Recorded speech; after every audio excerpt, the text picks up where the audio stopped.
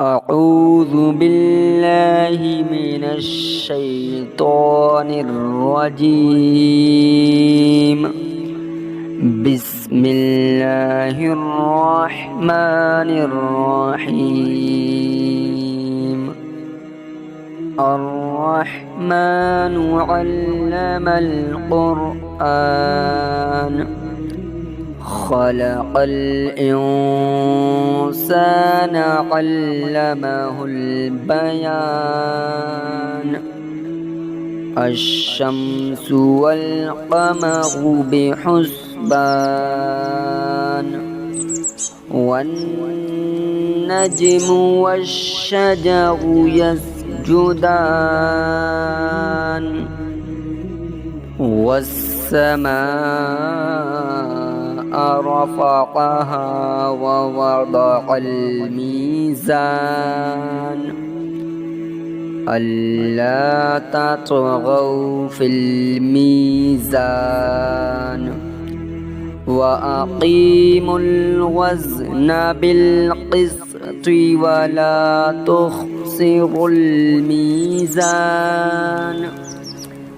والأرض وضعها للأنام فيها فاكهة والنخل ذات الأكمام والحب ذو العصف والريحان. فبأي آلاء ربكما تكذبان؟ خلق الإنسان من صلصال كالفخار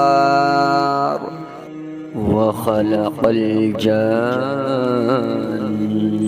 من مارج من نار. فبأي آلاء ربكما تكذبان؟ رب المشرقين ورب المغربين. فبأي آلاء ربكما تكذبان؟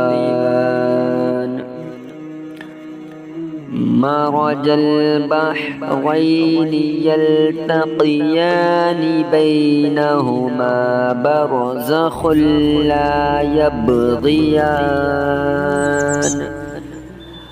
فبأي آلاء ربكما تكذبان؟ يخرج منهما اللؤلؤ والمرجان. فبأي آلاء ربكما تكذبان؟ وله الجوار المنشآت في البحر كالأعلام. فبأي آلاء ربكما تكذبان؟ كل من عليها فان ويبقى وجه ربك ذو الجلال والإكرام. فبأي آلاء ربكما تكذبان؟ يسأله من في السماوات والأرض كل يوم هو في شأن. فبأي آلاء ربكما تكذبان؟ سنفرغ لكم أيها الثقلان فبأي آلاء ربكما تكذبان يا معشر الجن والإنس إن استطعتم أن تنفذوا من أقطار السماوات والأرض فانفذوا لا تنفذون إلا بسلطان فبأي آلاء ربكما تكذبان يرسل عليكما شواظ من نار ونحاس فلا تنتصران فبأي آلاء ربكما تكذبان فإذا انشقت السماء فكانت وردة كالدهان فبأي آلاء ربكما تكذبان فيومئذ لا يسأل عن ذنبه إنس ولا جان فبأي آلاء ربكما تكذبان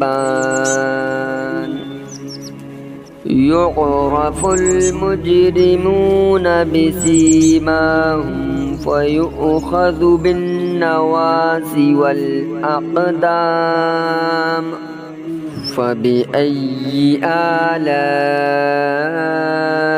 ربكما تكذبان هذه جهنم التي يكذب بها المجرمون يطوفون بينها وبين حميم آن فبأي آلاء ربكما تكذبان ولمن خاف مقام ربه جنتان فبأي آلاء ربكما تكذبان ذواتا أفنان فبأي آلاء ربكما تكذبان فيهما عينان تجريان فبأي آلاء ربكما تكذبان فيهما من كل فاكهة زوجان فبأي آلاء ربكما تكذبان متكئين على فرش بطائنها من استبرق وجنى الجنتين دان فبأي آلاء ربكما تكذبان فيهن قاصرات الطرف لم يطمثهن إنس قبلهم ولا جان فبأي آلاء ربكما تكذبان كأنهن الياقوت والمرجان فبأي آلاء ربكما تكذبان هل جزاء الإحسان إلا الإحسان فبأي آلاء ربكما تكذبان ومن دونهما جنتان فبأي آلاء ربكما تكذبان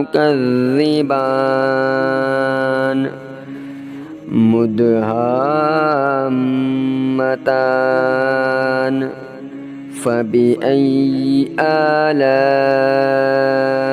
ربكما تكذبان فيهما عينان نضاختان فبأي آلاء ربكما تكذبان فيهما فاكهة ونخل ورمان فبأي آلاء ربكما تكذبان فيهن خيرات حسان فبأي آلاء ربكما تكذبان حور مقصورات في الخيام فبأي آلاء ربكما تكذبان لم يطمثهن إنس قبلهم ولا جان فبأي آلاء ربكما تكذبان متكئين على رفرف خضر وعبقري حسان فبأي آلاء ربكما تكذبان